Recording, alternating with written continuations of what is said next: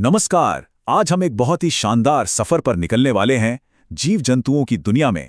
ये एक ऐसी कहानी है जो एक छोटे से स्पंज से शुरू होकर हम इंसानों तक पहुंचती है। तो चलिए इस अविश्वसनीय कहानी में गोता लगाते हैं। तो चलिए शुरुआत एक सवाल से करते हैं। कभी सोचा है कि एक समुद्री स्पंज, एक मकड़ी और एक इंसान, इन तीनों में आखिर क्या कॉमन हो सकता है? लगते तो एकदम अलग हैं, है ना? लेकिन जैसे जैसे हम आगे बढ़ेंगे आप देखेंगे कि ये सब और हम भी एक ही विशाल फैमिली ट्री का हिस्सा हैं। आइए जानते हैं कैसे। तो इतने सारे जानवरों के बीच जीव विज्ञानी इनको समझते कैसे हैं? उनके पास ना कुछ बेसिक नियम हैं। समझ लीजिए शरीर के डिजाइन के नियम, बिल्कुल वैसे ही जैसे एक आर्किटेक्ट बिल्डिंग का ब्लूप्रिंट देखता है। सबसे पहला नियम और सबसे आसान भी है सिमेट्री, यानी सममिति। ये बस देखने का एक तरीका है कि किसी जानवर का शरीर आखिर बना कैसा है। क्या उसे बराबर हिस्सों में काटा जा सकता है? जैसे सोचिए, एक सितारा मछली और एक तितली, इनको अलग अलग तरीकों से ही तो बराबर हिस्सों में बांट सकते हैं। ये वर्गीकरण का पहला कदम है। सिमेट्री के ना दो मेन डिजाइन होते हैं। एक है अरीय सममिति। सोचिए एक पिज्जा की तरह, आप उसे किसी भी तरफ से काटिए बराबर टुकड़े मिलेंगे। जेलीफिश इसका बढ़िया उदाहरण है। और दूसरा जो थोड़ा ज्यादा एडवांस्ड है वो है द्विपार्श्व सममिति।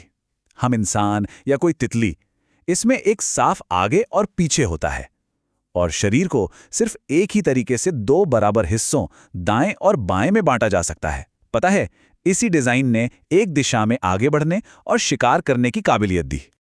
अब डिजाइन का अगला नियम है शरीर की परतें। देखिए, जब कोई भी जानवर भ्रूण के रूप में विकसित होता है तो उसकी कोशिकाएं यानी सेल्स परतों में जम जाती हैं।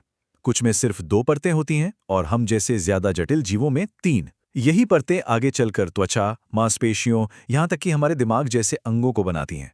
ये एकदम बिल्डिंग की नींव जैसा है। तो चलिए अपने सफर की शुरुआत करते हैं सबसे सरल जानवरों से, अकशेरुकी, यानी वो जीव जिनकी रीढ़ की हड्डी नहीं होती। हम देखेंगे कि कैसे हर समूह ने विकास के इस खेल में एक नया कदम आगे बढ़ाया।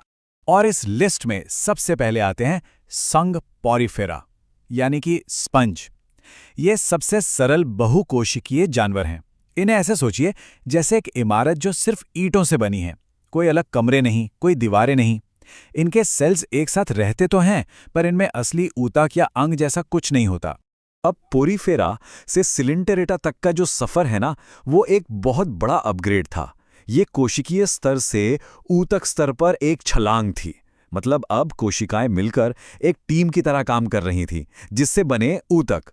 और इन्हीं ऊतकों ने जेलीफिश जैसे जीवों को स्पर्शक यानी टेंटिकल्स बनाने की ताकत दी, जिससे वो शिकार पकड़ सकते थे, हिलडुल सकते थे।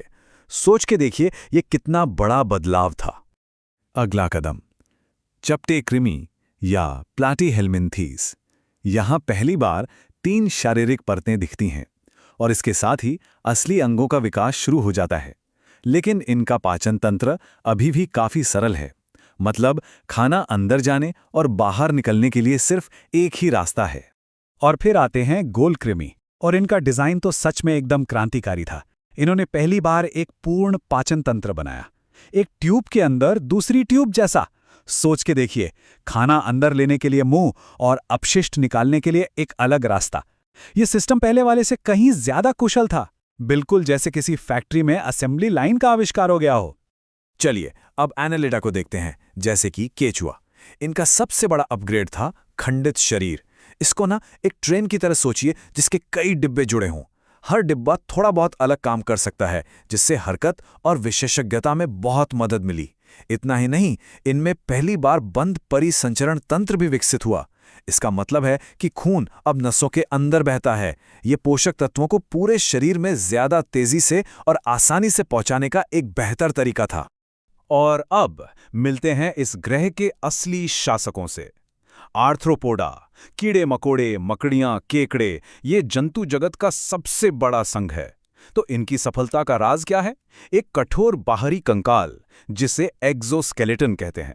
इस कवच ने उन्हें 3 बड़े फायदे दिए: शिकारियों से सुरक्षा, शरीर को एक मजबूत ढांचा और सबसे जरूरी पानी के नुकसान को रोकना। और इसी वजह से वो जमीन पर हर जगह फैल सके।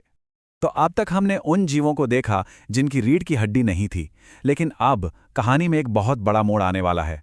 एक ऐसा विकास जिसने जानवरों के भविष्य को हमेशा के लिए बदल दिया। रीढ़ की हड्डी का विकास। ये सब शुरू हुआ संघ कॉर्डेटा के साथ।